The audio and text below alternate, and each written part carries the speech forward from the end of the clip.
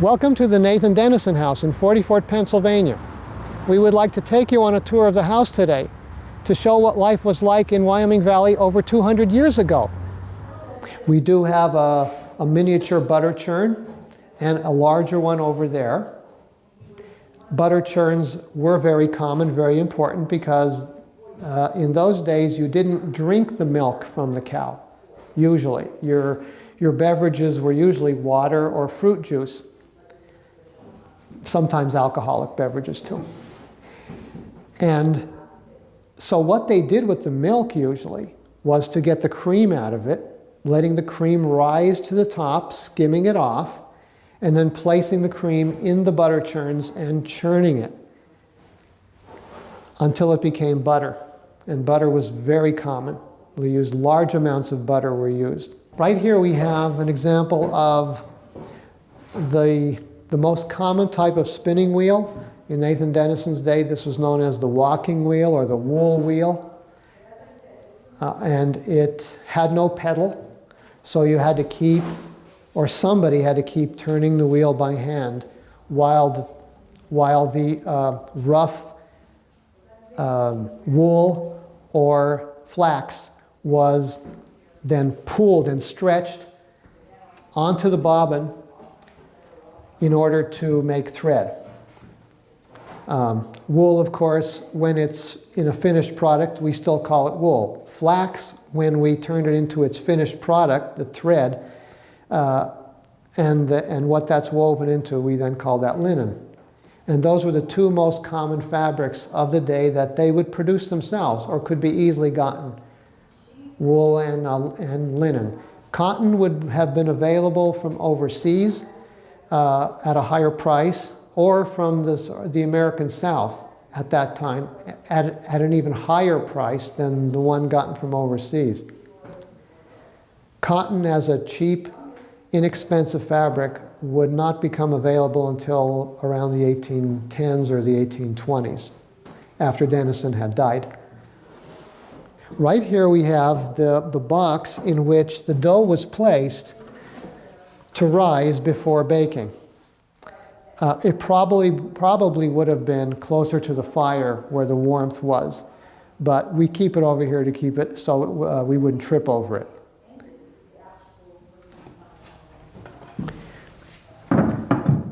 Another item they would have made by themselves from animal tallow or animal fat was candles. And right here we have an example of two candles held together by a wick. And this is the way they would have been produced. And the way you would produce them was similar to the way that soap was. You would take the animal fat and put it in a cauldron under a fire outdoors.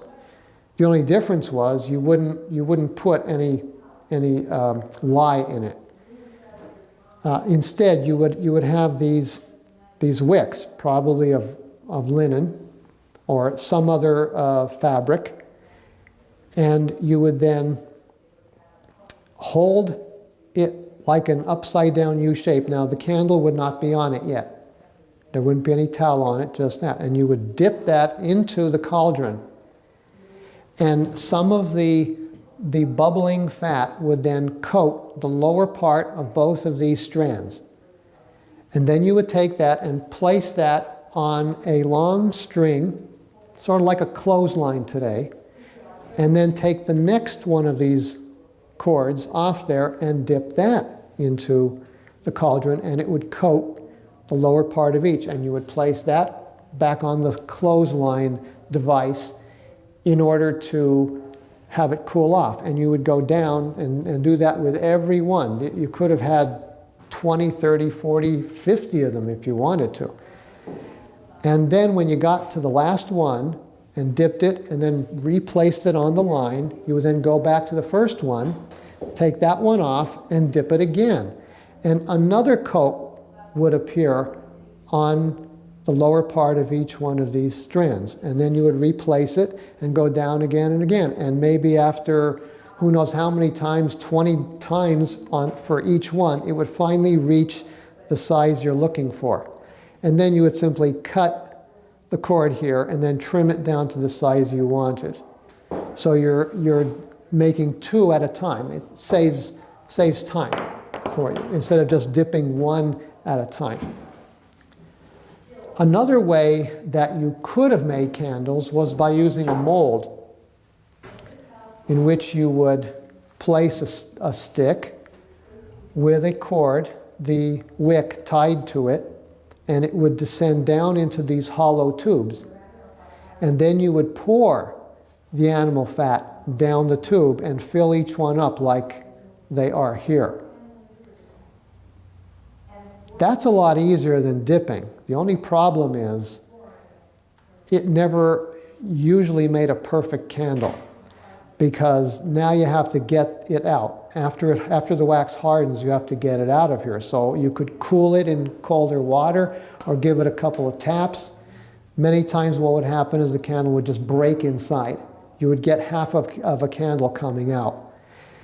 And also, when the cord goes down in there and you pour the tallow in, sometimes as the tallow would go down, the cord would drift to one side. It wouldn't be right in the center. And so your candles would, the wick as it burned down would tend to move from one side of the candle to the other. And that wouldn't have any effect on the efficiency of the candle, but it would aesthetically not look proper. So most people would not use this. This was a nice device that most people did not want to use. In fact, the professional candle makers called chandlers in that day, they always dipped because there was no other way to guarantee a perfect candle that the people are obviously going to pay for and are going to be upset if it doesn't look right. And then your candles would be stored somewhere so that the mice couldn't get at them. Now, you might say, why would mice want to get at a candle? Well, because it's animal fat. That's nourishment. And this was one of the devices that they used to keep the candle safe. In fact, that's exactly what it was called, a candle safe. And you would open it up, and in there would be candles of various sorts. Various colors too, because as I said, the color of the tallow would affect the color of the candle. It's made of metal so that the mouse or the mice could not eat through it. Its position here is probably enough to make it safe, even if it wasn't metal, even if it was just a platform. But then again, you know, mice are very clever. They could probably jump from somewhere to it. Possibly. And this one, though, I can put that on the floor, and the mice still couldn't eat through the metal. So that's how they kept the candles in good condition and not end up half-eaten by mice. On the wall here, we have displayed several herbs in dried condition. Usually an herb was dried before it could be used, but not always. And they would be dried by the fireplace. After they were in their dried condition, they, of course, could be kept here. The first one we have here is lavender. This is used as a strewing herb. It was strewn or thrown on the floors of the home, probably in the corners to get out of the way, but also under tables and other places like that. Sometimes even directly on the floor so people could walk on them. And as they would walk on them and crush them, that would also allow the fragrance to fill the air. Lavender was also used in soap for a fragrance. This next herb is sage. It's in its dried condition, as all of these are, so most people looking at them here might not recognize them. But this is sage. It was used to flavor food and also as a tooth whitener. This is basil. Also a strewing herb that would be thrown through the house, and also as a flavoring. The center one here is bee balm, also known as monarda or bergamot.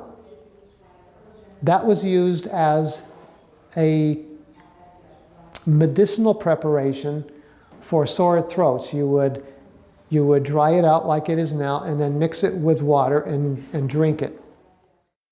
Right here we have peppermint. And that was used for flavoring, and also mixed in a concoction with water for indigestion, as it's sometimes used today for. And finally, we have dill. That was used for pickling, to give a flavor to the pickles and other food preparations. But also, it was the seeds were taken to church and eaten, chewed during the service. And that was to suppress appetite. And so you won't be thinking about the meal you're going to get in the future at noontime. You're probably going to listen to the preacher's sermon. And also, it would tend to keep you awake. And therefore, it was known as church seed or meeting house seed. And then finally, on the wall, over the pantry, we have a very important item, and that is the musket, the hunting musket. Now, that particular musket is a reproduction of a French military musket that was used by Americans during the Revolutionary War. Now, that's not a hunting musket, but as it turns out, the hunting musket that Nathan Denison would have used would have been very similar to that, except that some of the metal parts would be brass instead of iron. And Nathan Denison, of course, would use that for protection and also for hunting, and he would have taught his sons how to hunt. And it is known as a flintlock musket. That's because it has a piece of flint in the jaws of this lever, and that flint strikes this metal lever here when it's closed over this platform to create sparks that cause the gunpowder to explode and fire the bullets. And the gunpowder was carried by the hunters in a powder horn. And this is an original powder horn going back to those early times. And it is actually the horn of a cow, which has been boiled, and then the interior parts have been removed until it becomes a hollow enough to store powder. And the bag hanging from it here is known as the shot bag, that you would carry the little lead balls that you would make yourself and also be then fired from the musket at the game. This is called a rushlight. If a candle would not be available, they would take bulrushes near the river, dry them out, and place them in this spring here. You would get quite a bit of bulrushes and put them in here, dry bulrushes, and they would be held in place, and you could light them, and it would give off light.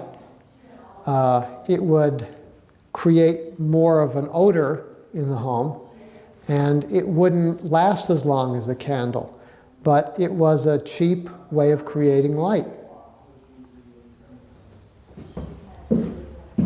This is known as a bedroom. Very unusual because the upper story bedrooms were usually called bed chambers. This was used as a sick room. It could also be used as a birthing room, a place where the mother would give birth to the children. And it could also be used, as we said, a simple bedroom for, let's say, a person who couldn't get around too well, who couldn't walk upstairs. And this type of bed that we have in this room is typical of the beds in the home. And we see the blanket on top, and then we see underneath a mattress. And as I press on the mattress, listen for the sound you hear.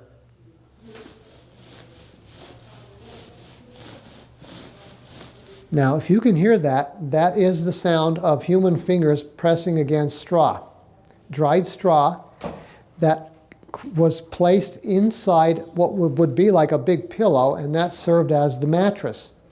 And it's supported not by a box spring or anything like that. It's supported by ropes.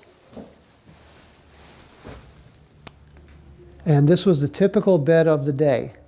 And notice how they're wrapped around these different knobs on either side.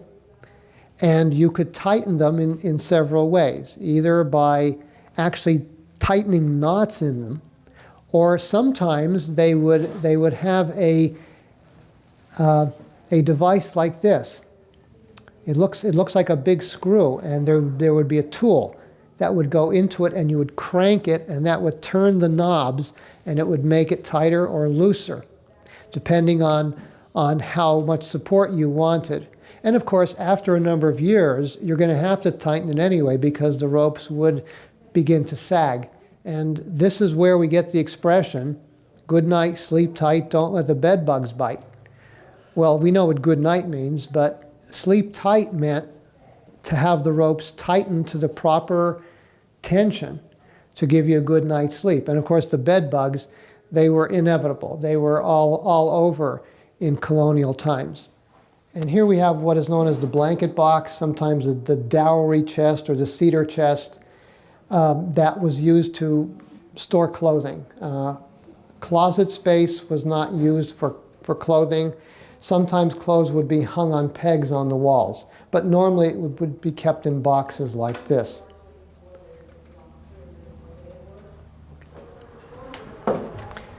I'm walking up the staircase to the second story, and you'll notice how it curves at the beginning, and the steps are very narrow on one side as you make that turn, so you have to be very careful. Once you make the turn, the steps become normal size and you're safer.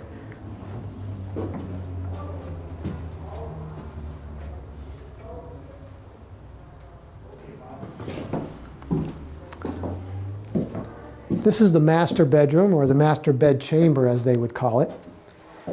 And in it we see several items that would be important to slumber in those days, and that is the large four-poster bed for the master of the home and his wife, Nathan Denison, and Betsy Denison would have slept in a bed like this, possibly a little bit higher off the ground than it is there. And also a cradle would have been in the room for the youngest child, so any of its needs could be attended to during the night quite easily. The bed is draped with coverings on either side and on the back and the front, and that they can be untied and closed or opened to create or dissipate heat. Also, it's for privacy because you have to go through this bed chamber to get to the next one. This one also has a fireplace, one of the 5 in the house. We saw 3 fireplaces downstairs. There are 2 upstairs. This is one. Notice how much smaller it is because it was not used to the extent that the ones downstairs were.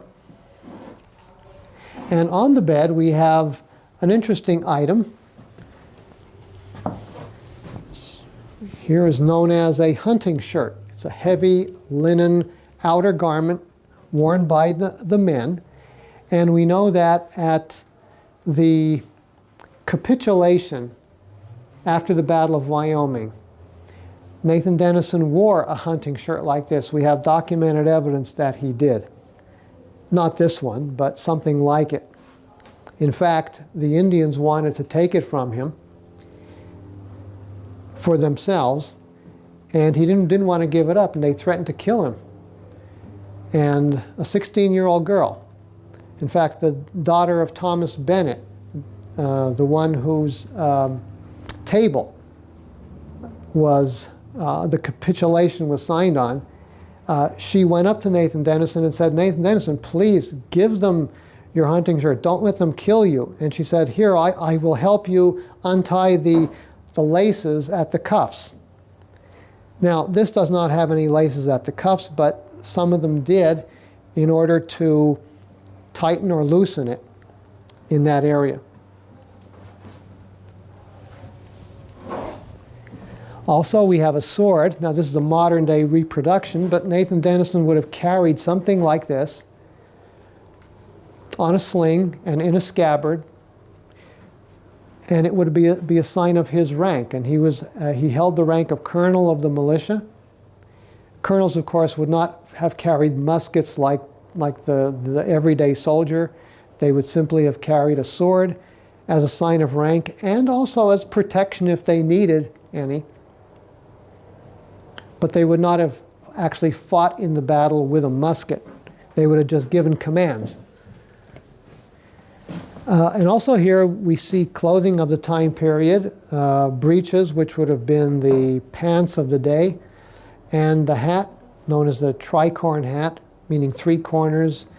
The hat is normally has a round dome or crown, and it has a wide brim which can be laced up onto the crown, creating that 3-corner look, which was very typical of that day.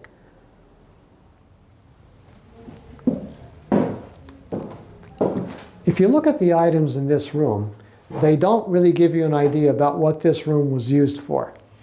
In reality, this was a grain storage room, believe it or not.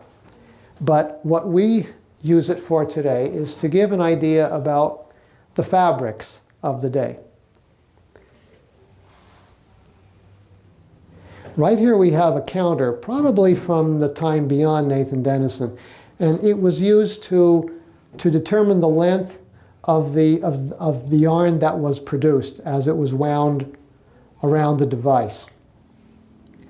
Over here we have a model of a loom. In those days, the looms that would have been used to weave the various yarn and thread into fabrics would have been probably 5 times that size. It'd be as big as the room itself, but this is simply a model of it. And each family would not have had one. You would have had several people in the community that would have had the looms, and you would go to them and pay them to weave your thread or your yarn into a piece of fabric. And over on the wall here we have various things hanging. This looks like human hair. It actually is not, and I'll get to that in a second. This is the first thing we'd be interested in. I'm going to turn it around. This is what the flax plant looks like. This is dried flax. That's F-L-A-X. Every farmer here would have grown about an acre of this. It would grow in the ground. It would be a darker color than this when it was fresh. But what you would do then, after it dried out, is you would use a device called a cane brake, and you would smash these filaments, these little thin stems. And when they would break apart, out from inside would come this. Now, this is tangled up here. It shouldn't be here, but this would come out from each of these filaments. This is known as tow, T-O-W. That's unspun linen. It's linen before it's spun into linen. And if when you collected enough of it, you could get a large amount that looks sort of like a wig. But then that was used on the different spinning wheels in order to make linen thread. These small nodules on the top are the containers for flax seed. Flax seed was used obviously for next year's crop of flax, but a salve could be made from it to help get out splinters or slivers.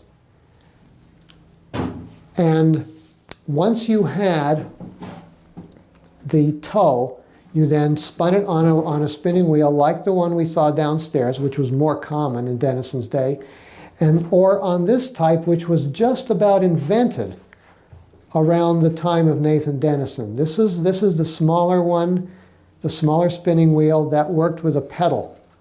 So you could actually sit down and do your weaving. And one person could do all the work very easily on it.